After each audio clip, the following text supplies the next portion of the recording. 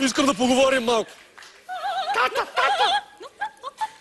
Днес ми се обади Барни, оня тапанар, и ми казва, че си ходила по улицата като някоя уличница. О, Фреди, аз? Ето по табаните ли да ходя?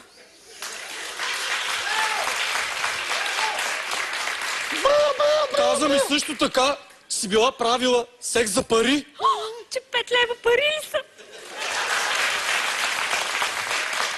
На всичкото отгоре си събличала гола. Не е вярно. Откакто спряха гъста, ходи облечена. Облечена ли, бе, сине? Мама, тата! Я си виж от тия разходки. Какви са ти станали криви краката само. Криви, ама удобни. Аз ще ходя да видя какво правят Дино и Пеблс. Ти вземи и нахрани. Той не храни майко, че винаги е гладен. Мам! О, писна ми вече, не издържам. Погледни, изгащвам си ги. Така ли? Скъпа, имаме най-прекрасното дете на света. Виж го, какви розови бузки има. Така е, Фреди. Родих го 3 кила и 200 грама, а сега е 200 кила и 3 грама. На баща си прилича. Тата! И на мама!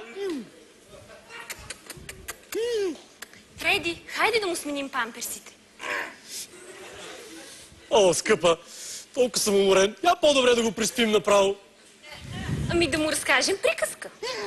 Каква приказка? Нашата приказка. Добре, скъпа. Слушай, мили сине.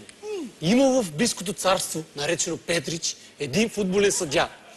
Всяка вечер той си ходил по кръчмички и механички и една вечер срещал една руса принцеса и...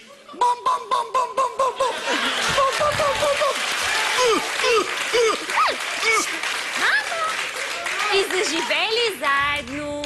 Русата принцеса по цял ден готвила и перяла вкъщи, а съдията показвал много червени картони и после в съблекалнята... Лигжо!